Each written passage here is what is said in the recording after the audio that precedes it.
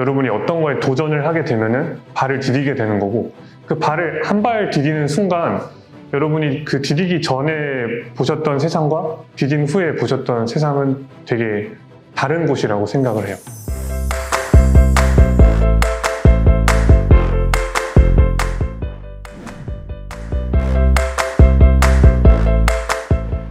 안녕하십니까.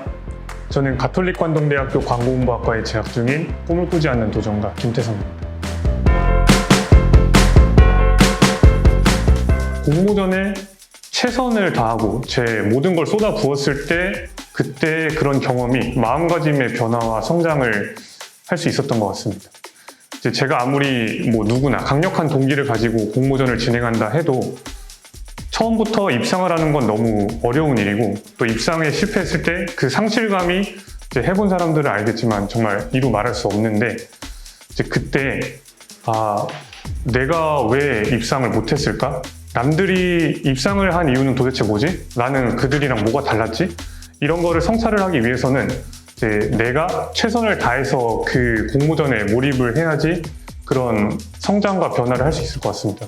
왜냐면 이제 자신이 최선을 다하지 않는다면 공모전에 입상을 실패했을 때도 나는 그냥 이번에는 최선을 다 안 했으니까, 이번엔 난 그냥 맛배기로 그냥 재미만 본 거야, 이런 식으로 자기 합리화가 되기 쉬워서 공모전에 최선을 다했을 때 그때가 마음가짐의 변화, 성장이 있었던 것 같습니다.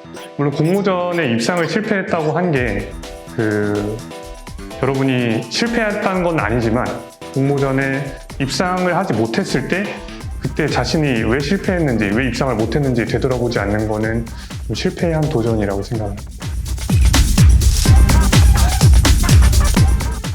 제가 공모전을 휴식하는 텀이 있는데, 그때 공모전을 쉴 때는 이제 다른 광고 사례들을 찾아보고 그 사례들을 이렇게 아이디어를 뽑는구나, 이렇게 아이디어 도출을 이런 식으로 하는구나 하면서 따로 적어 놓습니다. 그렇게 해서 아이디어를 어떻게 뽑는지 제가 확인을 해놓고, 공모전에 돌입을 하면은 이제 앞서 효과적인 기획안 작성법에 대해서 말씀드렸다시피 자료를 쭉 정리해 놓고 그 자료를 제가 확인하면서 이제 거기서 뽑은 문제점에 대해서 연관성을 막 찾기 시작합니다.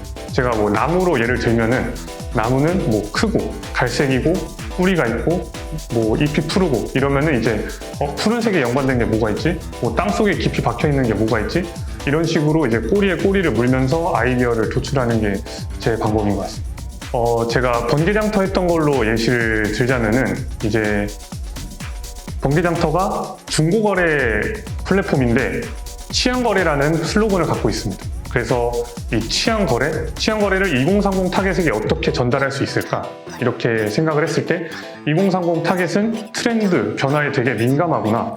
그럼 취향이란 것도 되게 빨리 바뀌겠네? 그럼 이 취향이 자주 바뀌는 게 과연 2030 타겟에게는 항상 좋은 일인가? 항상 긍정적인 일인가 생각을 했을 때 아니다. 왜냐하면 취향이 바뀌면 자신의 물건을 새로 구매해야 되고, 그럼 2030에게 긍정적인 부담이 될 수 있겠구나. 그렇게 생각이 들어서 갑자기 안 좋은 일이 찾아오고 갑자기 변화한 게 꼭 날벼락 같다. 벼락? 번개장터라는 번개, 그 이름이랑 좀 걸맞네? 벼락과 번개. 2030에게 취향이 변하는 것은 날벼락 같구나. 그래서 마른 하늘의 날벼락이라는 것이 떠올랐어요. 그래서 마른 하늘의 날벼락? 이 날벼락을 좀 더 번개장터에 맞게 바꿀 수 없을까 생각을 했을 때 날 위한 벼락. 그래서 번개장터는 소비자에게 갑자기 취향이 날벼락처럼 바뀌어도 번개장터가 긍정적인 중고거래로 부담을 줄여줘서 날 위한 벼락으로 바꿔줄 수 있다. 마른 하늘에 날 위한 벼락이다. 이런 식으로 꼬리를 물어서 연관성을 찾아서 아이디어를 뽑는 게 제 방법입니다.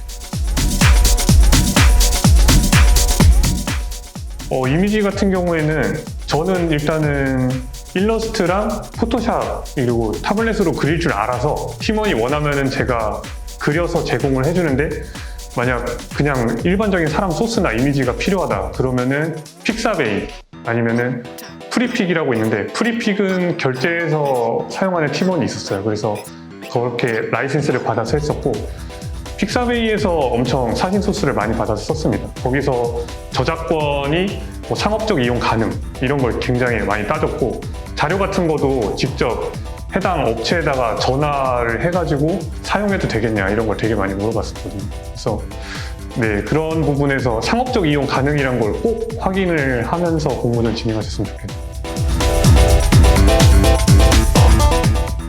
엄청 주관적인 생각이긴 하지만 저는 기획안에서 컨셉이라는 게 제일 중요하다고 생각을 해요.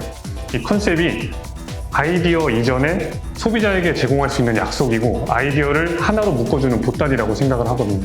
그래서 아이디어가 컨셉이 크리에이티브 하면은 기획안의 앞단이 엄청 흥미로워지고 엄청 재밌어지는 거죠. 그러면 이제 읽는 사람도, 예를 들면 심사위원분들도 좀 더 집중해서 읽을 수 있게 되고, 또 컨셉이 아이디어의 보따리라고 했는데 컨셉이 크리에이티브하게 나오면은 컨셉 안에서 아이디어를 뽑을 때 더 좋은, 더 많은 아이디어가 나올 수 있게 됩니다. 그래서 저는 이 기획서를 작성할 때, 그리고 공모전에서 중요한 게 컨셉이 아닐까 생각이 돼요.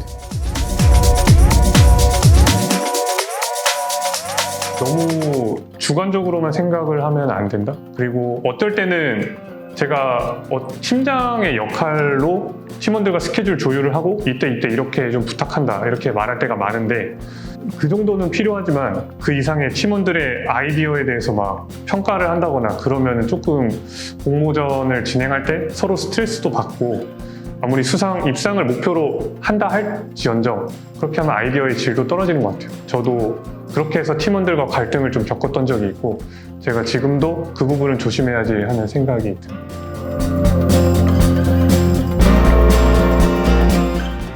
공모전을 처음 도전할 때, 무언가에 도전할 때 내가 들인 이 시간과 노력이 전부 물거품이 되면 어떡하지? 이런 고민도 했고, 또 나는 잘한다고 생각을 했는데 이 공모전에 도전했을 때 떨어지면 나는 아무것도 아닌 사람이 돼버리는 게 아닐까? 이런 고민들도 많이 했었습니다.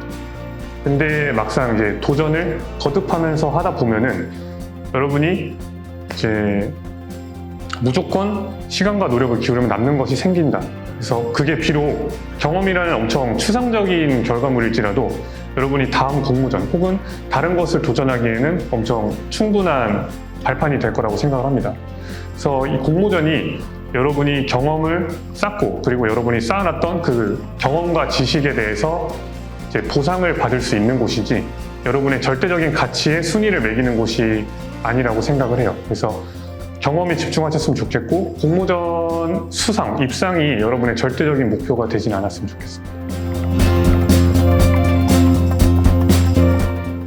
제가 이루고 싶은 목표는 아직까지는 잡혀져 있지 않고, 그저 처음 도전했던 이유도 어떤 걸 이루고 싶다기보다는 내가 갈 길을 좀 찾고 싶다 이런 목적이었어서, 어쩌면 제 목표가 그거일 수도 있을 것 같아요. 제 길을 또 계속해서 앞으로 찾을 때까지 끊임없이 도전을 하는 게 제 목표인 것 같습니다.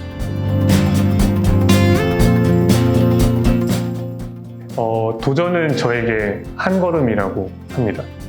왜냐면 여러분이 아무리 내 앞길이 보이지 않더라도 여러분이 어떤 거에 도전을 하게 되면은 발을 디디게 되는 거고, 그 발을 한 발 디디는 순간 여러분이 그 디디기 전에 보셨던 세상과 디딘 후에 보셨던 세상은 되게 다른 곳이라고 생각을 해요. 딱 발을 디디는 순간 많은 것이 보이게 될 거고, 여러분도 자신에게 맞는 새로운 길을 향해서 또 한 걸음 한 걸음 계속 앞으로 나아가실 수 있을 거라 생각을 합니다.